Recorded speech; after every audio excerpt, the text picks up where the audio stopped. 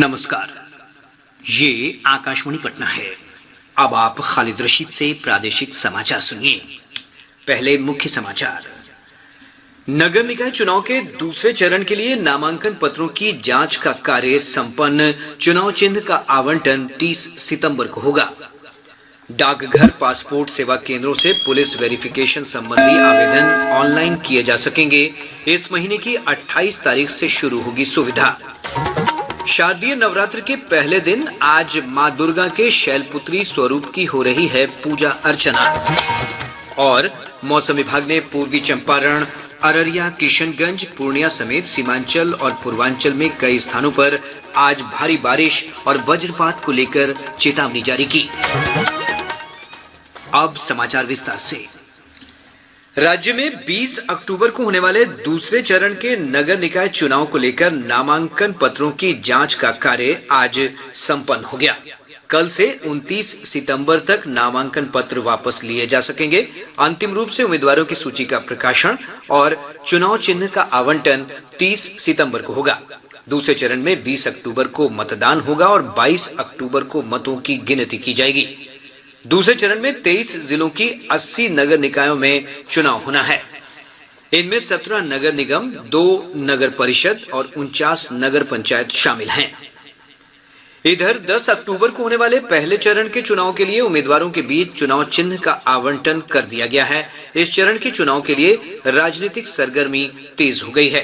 प्रत्याशी अपने पक्ष में मतदाताओं को गोलबंद करने के लिए लगातार जनसंपर्क अभियान चला रहे हैं। राज्य निर्वाचन आयोग ने फिल्म अभिनेता मनोज वाजपेयी और पंकज त्रिपाठी को नगर निकाय चुनाव के लिए ब्रांड एम्बेसडर मनोनीत किया है। दोनों अभिनेता नगर निकाय चुनाव में मतदाताओं को अधिक से अधिक शामिल होने के लिए प्रोत्साहित करेंगे। राष्ट्रीय परीक्षा एजेंसी एनटीए ने केंद्रीय विश्वविद्यालयों में स्नातकोत्तर पाठ्यक्रमों में प्रवेश के लिए संयुक्त प्रवेश परीक्षा CUET PG का परिणाम जारी कर दिया है। अभ्यर्थी CUET.nta.nic.in और nta.ac.in पर परिणाम देख सकते हैं और अपनी अंक तालिका डाउनलोड कर सकते हैं। देश भर के 90 विश्वविद्यालय इस परीक्षा के आधार पर शैक्षिक सत्र 2022-23 में उम्मीदवारों को प्रवेश देंगे। परीक्षा के लिए 14,90,000 परीक्षार्थियों ने पंजीकरण कराया था। इनमें से 9,68,000 परीक्षार्थी परीक्षा में शामिल हुए थे। प्रधानमंत्री नरेंद्र मोदी ने पर्यावरण संरक्षण और स्वच्छता बनाए रखने के लिए लोगों से आगामी त्योहारों के दौरान प्लास्टिक की जगह स्थानीय थैलों का उपयोग करने का आग्रह किया है। हमने देखा है त्योहारों पर पैकिंग और पैकेजिंग के लिए पॉलीथीन बैग का भी बहुत इस्तेमाल होता रहा है। स्वच्छता के पर्वों पर पॉलीथीन का नुकसानकारक कचरा ये भी हमारे पर्वों की भावना के खिलाफ है। इसलिए हम स्थानीय स्तर पर बने हुए नॉन प्लास्टिक बैग का ही इस्तेमाल करें। हमारे यहाँ जूट के, सूत के, केले के ऐसे कितने ही पारंपरिक बैग का चलन एक बार फिर से बढ़ रहा है। ये हमारी जिम्मेदारी है कि हम त्योहारों के अवसर पर इनको बढ़ावा दें और स्वच्छता के साथ अपने और पर्यावरण के स्वास्थ्य का भी ख्याल रखें। शक्ति स्वरूपा देवी दुर्गा की आराधना का अनुष्ठान शारदीय नवरात्र आज से शुरू हो गया है। इस बार नवरात्र 9 दिनों का है। या देवी सर्वभूतेषु विष्णुमायेति शक्तिता नमस्तस्यै नमस्तस्यै नमस्तस्यै नमो नमः। अनुष्ठान के पहले दिन आज मां दुर्गा के शैलपुत्री स्वरूप की पूजा अर्चना की जा रही है। इस अवसर पर राजधानी पटना समेत पूरे प्रदेश भर के मंदिरों और शक्तिपीठों में सुबह से ही श्रद्धालुओं का तांता लगा हुआ है। पटना के प्रसिद्ध शक्तिपीठ बड़ी पटन देवी और छोटी पटन देवी, गोपालगंज के थावे भवानी मंदिर, सारण के दिगवारा स्थित आमी मंदिर, आरा के अरण्य देवी मंदिर, कैमूर स्थित मां मुंडेश्वरी शक्तिपीठ, सासाराम स्थित तारापीठ, दरभंगा के मां श्यामा काली मंदिर, खगड़िया के कात्यायनी शक्तिपीठ और मुंगेर के मां चंडिका शक्तिपीठ में श्रद्धालुओं की लंबी लंबी कतारें देखी जा रही हैं। श्रद्धालुओं ने अपने घरों में भी कलश स्थापना की है। इधर विभिन्न पूजा पंडालों में तैयारियों को अंतिम रूप दिया जा रहा है। नवरात्र के अवसर पर राष्ट्रपति द्रौपदी मुर्मू, प्रधानमंत्री नरेंद्र मोदी, राज्यपाल फागू चौहान और मुख्यमंत्री नीतीश कुमार ने लोगों को बधाई और शुभकामनाएं दी हैं। या देवी सर्वभूतेषु विष्णुमायेति शक्तिता नमस्तस्यै नमस्तस्यै नमस्तस्यै नमो नमः। विधानसभा अध्यक्ष अवध बिहारी चौधरी ने सदन की विभिन्न समितियों का पुनर्गठन किया है। इन समितियों के नए सभापति बनाए गए हैं। पूर्व उप मुख्यमंत्री तारकिशोर प्रसाद को लोक लेखा समिति का सभापति बनाया गया है।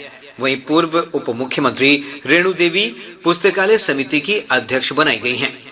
भाजपा विधायक नीतीश मिश्रा को शून्यकाल समिति, सीपीआई माले के सुदामा प्रसाद को कृषि उद्योग विकास समिति, जदयू के दामोदर रावत को राजकीय आश्वासन समिति और जदयू के अशोक कुमार चौधरी को आवास समिति का सभापति मनोनीत किया गया है। पूर्व मंत्री नरेंद्र नारायण यादव को जिला परिषद एवं पंचायत समिति, भाजपा के कृष्ण कुमार ऋषि को गैर सरकारी विधेयक तथा संकल्प समिति का अध्यक्ष बनाया गया है। वहीं कांग्रेस के वरिष्ठ नेता शकील अहमद खान को अल्पसंख्यक कल्याण समिति का सभापति मनोनीत किया गया है। देश भर के सभी डाकघर पासपोर्ट सेवा केंद्रों से अब पुलिस वेरिफिकेशन संबंधी आवेदन ऑनलाइन किए जा सकेंगे। इस महीने की 28 तारीख से इसकी शुरुआत होगी। विदेश मंत्रालय के अनुसार इससे पासपोर्ट संबंधी सेवाओं में सुधार होगा। इससे चरित्र प्रमाण पत्र जैसे पुलिस वेरिफिकेशन सर्टिफिकेट निश्चित अवधि में मिल सकेंगे। मंत्रालय ने बताया कि इससे न केवल विदेशों में रोजगार चाहने वाले भारतीय नागरिकों को मदद मिलेगी, बल्कि शिक्षा, लंबे समय के वीजा और अप्रवासन के लिए अन्य पुलिस स्वीकृति प्रमाण पत्र आवश्यकताओं की मांग भी पूरी हो सकेगी। पटना मेडिकल कॉलेज अस्पताल पीएमसीएच में जूनियर डॉक्टरों की हड़ताल आज समाप्त हो गई। जूनियर डॉक्टरों के प्रतिनिधिमंडल ने स्वास्थ्य विभाग के अपर सचिव प्रत्यय अमृत से मुलाकात की। सचिव के साथ बातचीत और सभी मांगों के पूरा किए जाने के आश्वासन के बाद डॉक्टरों ने हड़ताल वापस लेने की घोषणा की है। गौरतलब है कि जूनियर डॉक्टर स्थानीय लोगों के साथ झड़प और मारपीट के बाद सुरक्षा की मांग को लेकर पिछले 5 दिनों से हड़ताल पर थे। शेष खबरें एक अंतराल के बाद।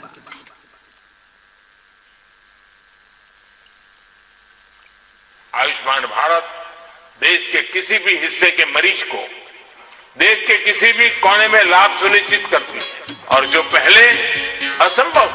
चला चला से हट का पहिया, लाचार नहीं बहना और भैया, हर कोने में पहुंच रहा है सेहत का वरदान। माननीय प्रधानमंत्री श्री नरेंद्र मोदी जी के मार्गदर्शन में सफलतापूर्वक चल रही है आयुष्मान भारत योजना। प्रधानमंत्री जन आरोग्य योजना के अंतर्गत करोड़ों लाभार्थियों को मिल रहा है 5 लाख रुपए तक का मुफ्त उपचार। योजना के तहत सूचीबद्ध सरकारी व निजी अस्पतालों के माध्यम से अब तक करोड़ों लाभार्थियों को मुफ्त उपचार मुहैया कराया गया है। आप भी आयुष्मान भारत योजना में अपनी पात्रता के विषय में जानकारी प्राप्त करने के लिए 14555 पर कॉल करें या अपने नजदीकी CSC या सूचीबद्ध अस्पताल में संपर्क करें।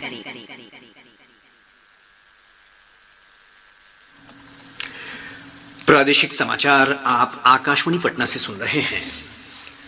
भारत का सबसे बड़ा लोक सेवा प्रसारक आकाशवाणी देश की स्वतंत्रता के बाद पिछले 75 वर्षों से देश भर के करोड़ों लोगों तक सूचना और समाचार पहुंचा रहा है। आकाशवाणी समाचार आजाद भारत की बात आकाशवाणी के साथ श्रृंखला में स्वतंत्रता के 75 वर्ष पूरे होने का उत्सव मना रहा है। इस कार्यक्रम में आकाशवाणी के माध्यम से जीवन के विभिन्न क्षेत्रों में स्वतंत्रता के बाद भारत की विकास यात्रा के बारे में जानकारी दी जाती है। आज की इस कड़ी में हम आपको वोकल फॉर लोकल अभियान के बारे में जानकारी दे रहे हैं। इस अभियान का उद्देश्य भारत को आत्मनिर्भर बनाना है।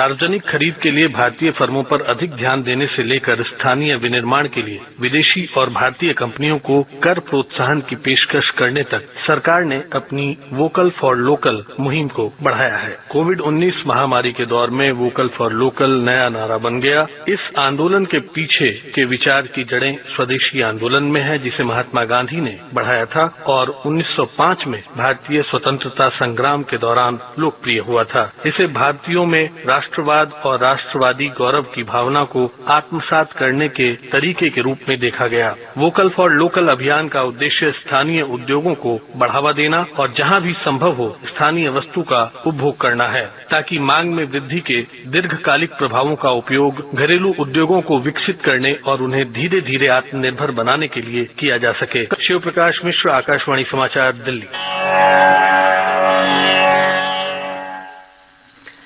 आजाद भारत की बात आकाशवाणी के साथ कार्यक्रम को Twitter handle @AIR News Alerts, YouTube channel news on AIR official, news on AIR app, Facebook और इंस्टाग्राम पर सुना जा सकता है। मौसम विभाग ने पूर्वी चंपारण, अररिया, किशनगंज, पूर्णिया समेत सीमांचल और पूर्वांचल में कई स्थानों पर आज भारी बारिश को लेकर चेतावनी जारी की है। मौसम वैज्ञानिक अमित कुमार ने बताया कि मधेपुरा, सहरसा, रोहतास, भभुआ, पटना, कटिहार समेत राज्य के उत्तर पूर्व और दक्षिणी भागों में अधिकतर स्थानों पर मेघ गर्जन के साथ वज्रपात की भी आशंका है। इसे देखते हुए लोगों से सतर्क रहने को कहा गया है।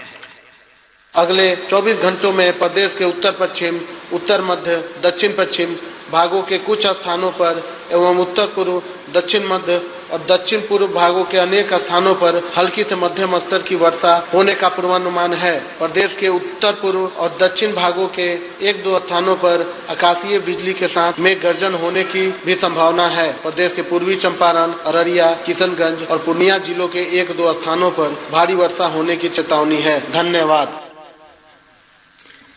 इधर राजधानी पटना और आसपास के क्षेत्रों में गरज के साथ बारिश दर्ज की गई है। बारिश से लोगों को राहत मिली है। इधर बारिश के दौरान वज्रपात की अलग अलग घटनाओं में खगड़िया जिले में 3 बच्चों की मृत्यु हो गई। मरने वालों में गोगरी और सदर प्रखंड के बच्चे शामिल हैं। इधर बेगूसराय जिले के भगवानपुर प्रखंड अंतर्गत मेहदौली गाछी में वज्रपात की चपेट में आने से एक युवक की मौत हो गई, जबकि 3 बच्चों समेत 4 अन्य लोग झुलस गए। वहीं जिले के छौराही प्रखंड अंतर्गत सिहमा पंचायत के रामपुर कचहरी में वज्रपात की चपेट में आकर एक महिला गंभीर रूप से घायल हो गई।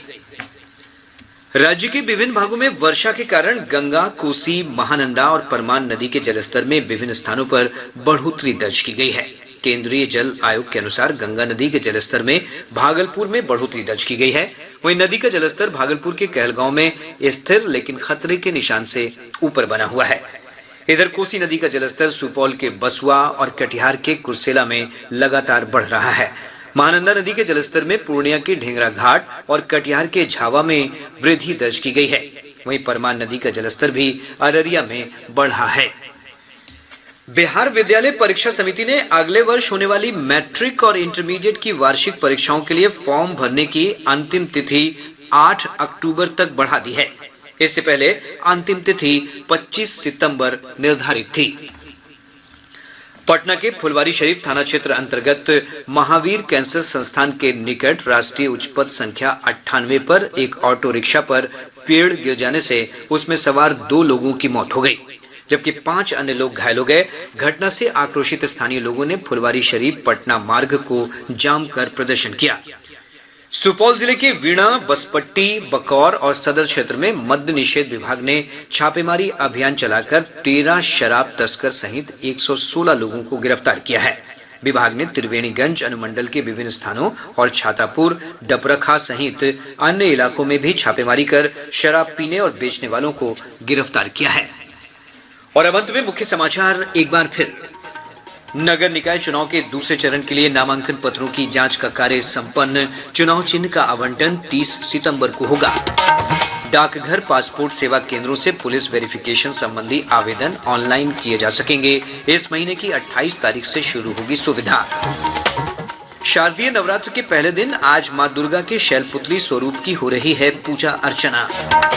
और मौसम विभाग ने पूर्वी चंपारण, अररिया, किशनगंज, पूर्णिया समेत सीमांचल और पूर्वांचल में कई स्थानों पर आज भारी बारिश और वज्रपात को लेकर चेतावनी जारी की। इसके साथ ही आकाशवाणी पटना से प्रसारित प्रादेशिक समाचार का ये अंक समाप्त हुआ।